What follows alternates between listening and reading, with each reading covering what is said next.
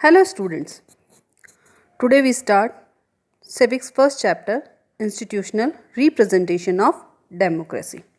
In this chapter first we start Universal Adult Franchisee. Universal Adult Franchisee का मतलब है कि वोट देने का अधिकार. Democracy is based on Universal Adult Franchisee System. Universal Adult franchisee system पे base है हमारी डेमोक्रेसी.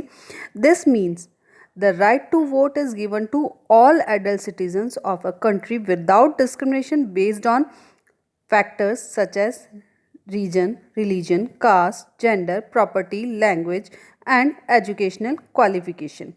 वोट देने का अधिकार किसी भी तरह का भेदभाव नहीं करता है. ये सभी को मिलता है. कोई भेदभाव नहीं किया जाता है, चाहे वो जाति के आधार पर हो, क्षेत्र के आधार पर हो, धर्म के आधार पर हो, प्रॉपर्टी के आधार पर, ये लैंग्वेज या एजुकेशनल क्वालिफिकेशन के आधार. और जो लोग हैं उनकी वोट की जो वैल्यू है वो भी एक जैसी है. चाहे वो अमीर है, चाहे गरीब है, चाहे वो पढ़ा लिखा है, चाहे नहीं पढ़ा लिखा है, मैन है, वुमेन है, उन सब की वोट की वैल्यू एक ही है. ऐसा नहीं है कि कोई पढ़ा लिखा है तो उसकी वैल्यू, वोट की वैल्यू 2 हो गई और जो इलिटरेट है उसकी 1 हो गई. ऐसा नहीं होता है. सभी की जो वोट की वैल्यू है वो बराबर होती है. All citizen who have attend the age of 18 year, जिनकी एज 18 साल की हो जाती है, उनको ये राइट दिया जाता है. Thus the universal adult franchisee establish and ensure public equality in it secures a truly democratic government and make the government accountable to the people. और इसी की वजह से गवर्नमेंट को अकाउंटेबल, जवाबदेही बनाती है लोगों के प्रति. Election in India, election to the parliament and the state legislative assembly are held every 5 years. हम बहुत अच्छे से जानते हैं कि लोकसभा के इलेक्शन और विधानसभा के इलेक्शन हर 5 सालों में होते हैं. The election commission of India is responsible for conduction of free and fair election. Election commission का काम होता है कि वो free and fair election organize करवाए. It is an autonomous constitutional body which was set up in 1950. ये एक self govern independent body है, गवर्नमेंट की इंडिपेंडेंट बॉडी है जो कि काम करती है, और इसका शुरुआत हुई थी 1950 में. The election commission is a 3 member body headed by the chief election commissioner. इसमें 3 मेंबर्स होते हैं जिसमें चीफ इलेक्शन कमिश्नर जो होता है वो हेड होता है, और उसके साथ में 2 इलेक्शन कमिश्नर और काम करते हैं. All 3 members are appointed by the president of India. ये तीनों ही मेंबर प्रेसिडेंट ऑफ इंडिया के थ्रू अपॉइंट किए जाते हैं. इसके साथ ही इनका जो टाइम पीरियड होता है वो 65 ईयर एज या फिर 6 ईयर्स का होता है. जो भी पहले होता है उस पर इनकी इनका जो टाइम ड्यूरेशन है, वर्क का ड्यूरेशन है, वो ख़त्म हो जाता है. Election process. India is a constitutional democracy where regular free and fair election are held. हमारे देश में हम बहुत अच्छे से जानते हैं कि लोकतंत्र है, लोगों का शासन है, और यहाँ पर संवैधानिक तरीके से शासन किया जाता है. और यहाँ पर हर थोड़े टाइम में, जैसा कि लोकसभा के लिए 5 साल का टाइम है, विधानसभा के लिए 5 साल का टाइम है, तो इलेक्शन कराए जाते हैं. These election determine the composition of the 2 houses of parliament, the state and union territories, legislative assembly and the presidency and vice presidency.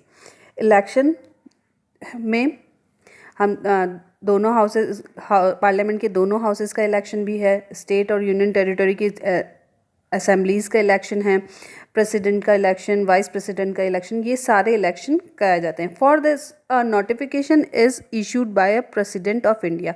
इन सब के लिए प्रेसिडेंट नोटिफिकेशन इशू करता है. The electoral process begin as soon as the notification is issued. और जैसे ही notification issue हो जाता है और इलेक्ट्रल प्रोसेस मतलब चुनाव का प्रक्रिया शुरू हो जाती है. कॉन्स्टिट्यूएंसीज को हम समझ सकते हैं कि देश को छोटे छोटे टुकड़ों में बांट देना चुनाव की दृष्टि से, क्षेत्र जिसको निर्वाचन क्षेत्र कहा जाता है.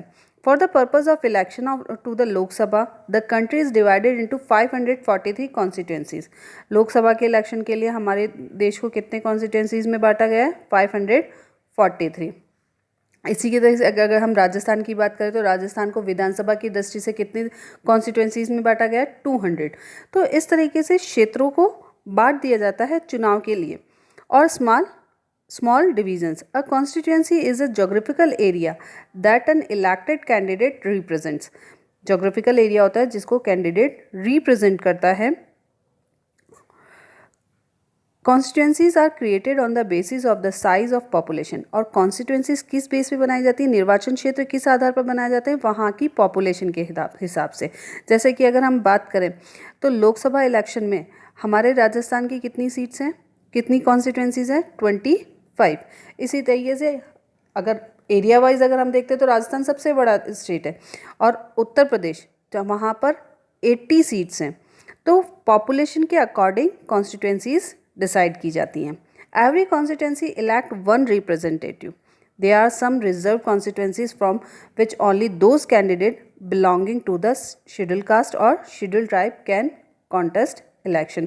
कुछ कॉन्स्टिट्यूंसीज जो है, निर्वाचन क्षेत्र जो है, चुनाव के हिसाब से जो क्षेत्र हैं वो शेड्यूल कास्ट और शेड्यूल ट्राइब के लिए रिजर्व रखे जाते हैं। Types of election, election 3 types के होते हैं। First general election, mid term election और बाय इलेक्शन। जनरल इलेक्शन जो कि हमारा हर 5 साल में इलेक्शन होता है वो जनरल इलेक्शन कहलाता है। मिड टर्म इलेक्शन वो उस टाइम पे इलेक्शन होता है जबकि सरकार जो है, जो गवर्नमेंट चल रही है, उसके पास बहुमत ख़त्म हो जाता है, मेजोरिटी ख़त्म हो जाती है या और कोई ऐसा कारण हो जाता है जिसकी वजह से मिड टर्म इलेक्शन कराए जाते हैं। वहीं बाय इलेक्शन पर्टिकुलर किसी सीट्स पे होता है जहाँ पर जो भी एमपी है या एमएलए है, अगर उनकी डेथ हो जाती है, किसी वजह से उनको रिज़ाइन करना पड़ता है, कोई और कारण हो जाता है कि वो सीट जो है वो खाली हो जाती है, तो वहाँ पर बाय इलेक्शन कराया जाता है। In order to conduct an election, the country is divided into different divisions called constituency. हमने अभी पहले एक डेफिनेशन पढ़ी कि कॉन्स्टिट्यूंसीज क्या है। Constituency is geographical area that an elected candidate represent. दूसरा, in order to conduct an election the country is divided into different divisions called constituencies. Constituencies का मतलब क्या है, निर्वाचन क्षेत्र या फिर चुनावी क्षेत्र। How is an election conduct, election conduct कैसे किए जाते हैं, इलेक्शन कैसे कराए जाते हैं। The election are supervised by the election commission which is an independent body. It is headed by election commissioner. The election commissioner announce the date of election and ensure that election are done smoothly. Election commission election की date है उसको declare करते हैं, इसके साथ ही वो ये कोशिश करते हैं कि इलेक्शन अच्छे से हो सकें। The commission prepare a voter list which has the names of all adult citizen in a country। Election commission क्या करते हैं, वोटर लिस्ट तैयार करते हैं जिसमें सारे एडल्ट सिटीजन जो कि 18 ईयर से अबव हैं। A photo identity card has been introduced by the election commission which each citizen has to produce in the polling booth. Photo identity card उनको दिए जाते हैं जो कि उनको कब यूज़ करने होते हैं। हर वोटर को एक फ़ोटो आइडेंटिटी कार्ड दिया जाता है जो कि उनको पोलिंग के टाइम पे, मतलब वोटिंग के टाइम पे उनको उसको यूज़ करना होता है। आप अपने पेरेंट्स के देख सकते हैं, आपके पेरेंट्स के पास होगा फ़ोटो आइडेंटिटी कार्ड, तो एक आप इसका पिक्चर बनाइएगा आपके नोट्स कॉपी में साथ में। The parties choose their candidate and they fill the nomination paper. जो अलग अलग पार्टीज़ होती हैं वो अपने कैंडिडेट को चुनती हैं, जैसे कांग्रेस हो गई, बीजेपी हो गई, बीएसपी हो गई, आम आदमी पार्टी हो गई, तो ये अपने कैंडिडेट को चुनती है। उसके बाद उनका नॉमिनेशन मतलब नामांकन पत्र भरा जाता है। Once the candidate fill the nomination paper these are sent to scrutiny.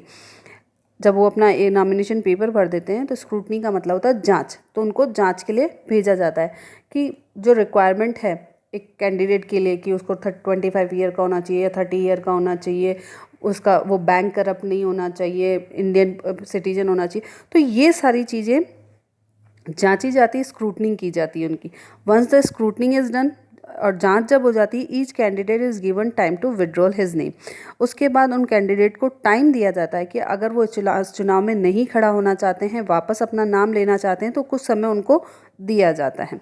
The candidate and their parties begin to campaign again after the withdrawal date is over. जब नाम विड्रॉल करने का टाइम निकल जाता है उसके बाद पार्टीज़ अपना कैंपेन शुरू करती हैं। Campaign is the process by which candidates persuade the voters to vote for them. Persuade का मतलब होता है राजी करना, मनाना। तो कैंपेन क्या है? ये एक तरीका प्रोसेस है जिसमें कैंडिडेट वोटर्स को उसके लिए वोट करने के लिए मनाता है या राज़ी करता है।